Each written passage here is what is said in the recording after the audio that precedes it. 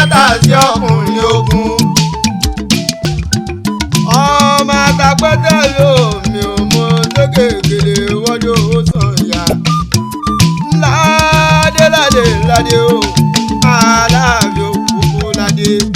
adé aládé kò lágbà fàlàbí ọba. ẹ̀sìn kì í bímọ méjì ní gbogbo mọ́ rẹ̀. ẹ̀sìn bá bímọ méjì ní gbogbo. mo tó wá kù báyìí ni pé káwọn bíi kí aṣíwájú wáyé Ìgbòho-ṣá. Ìgbòho-ṣá ọmọ ń ta pẹ́pẹ́ lómi. ọ̀yà àwòtá fi wò dà. Ìgbòho-ṣá o. ènìyàn tí ọmọ olókòjò bá lè kúkú takuntakun.